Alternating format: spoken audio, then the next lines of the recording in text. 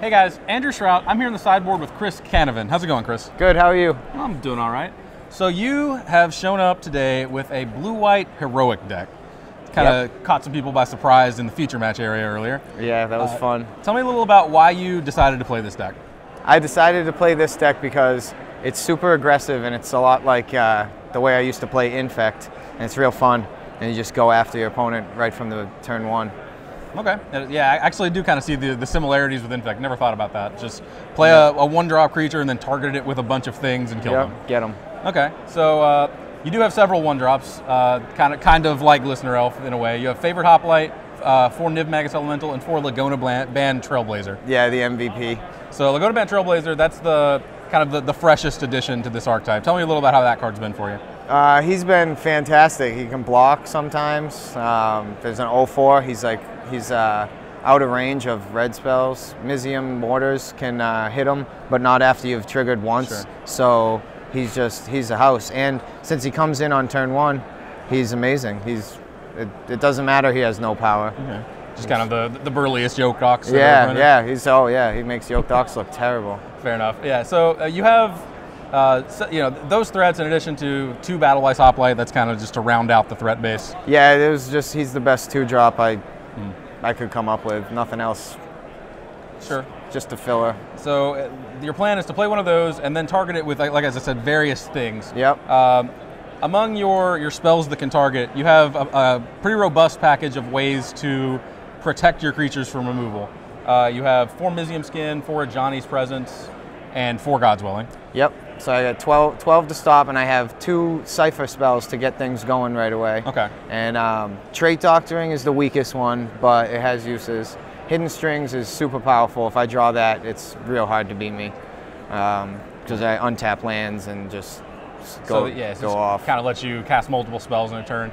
And of course, the Cypher mechanic, particularly powerful here because whenever a Cypher triggers, it actually counts as targeting a heroic creature again. Yep, so you get the heroic trigger, and then with the Niv Magus Elemental, you can exile after the trigger, you can exile the copy of the spell. So you get multiple uses out of each of those spells. I know you mentioned a particular interaction that I thought was really cool with Trait Doctoring.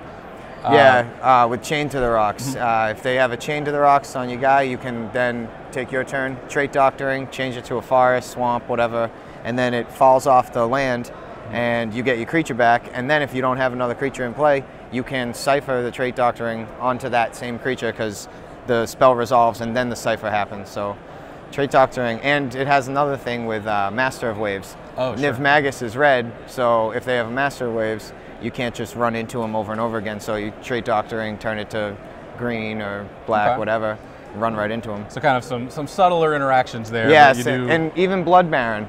Yeah, you change him.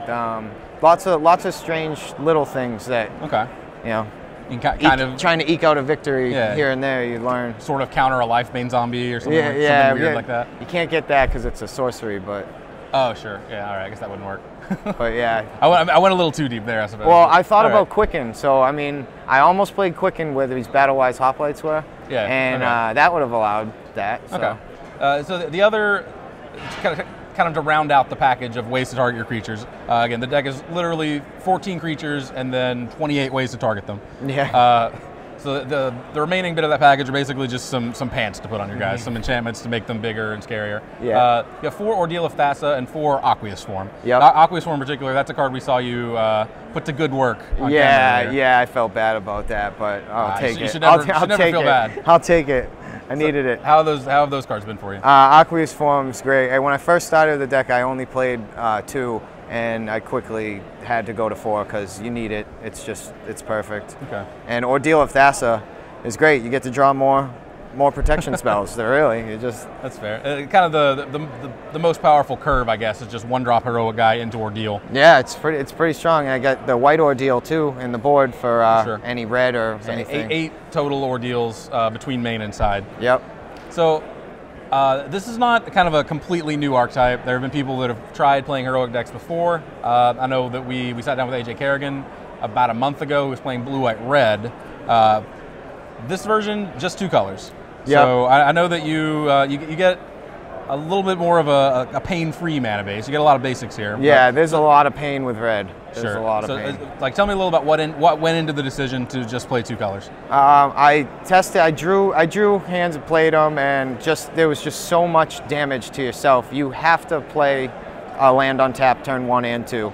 So you're taking the damage from every land that you play and the mana confluences, and then when you start hidden strings with mana confluence, you're taking multiple damage off mana confluence per turn. Sure. And even with this build without red, I went down to 5 in one game, and I had to in order to win. But if he was playing red, he would have got me. So okay.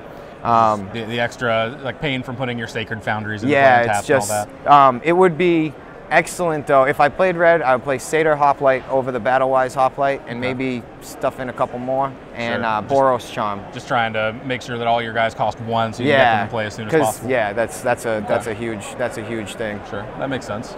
So what are you hoping to play against when you're playing a deck I'm like hoping this? to play against anything with creatures. Right. Not control, not black. Black is really the only thing. Devour Flesh, really. That's the card I don't want to play against, is Devour Flesh. So basically just effects that can kill your creatures, even though you may have God's Willing or Johnny's Presence or whatever else. I've played Dispel, but I'd rather just play another creature instead of a Dispel. So that's why I added some Battle-Wise Hoplites to the main to the sideboard as well. Okay. Cool. Well, thanks for sitting down with me again, Chris. Yeah. I'll be rooting for you. Thank you very much. Stick around. We've got plenty more coverage coming of the Standard Open here in Worcester.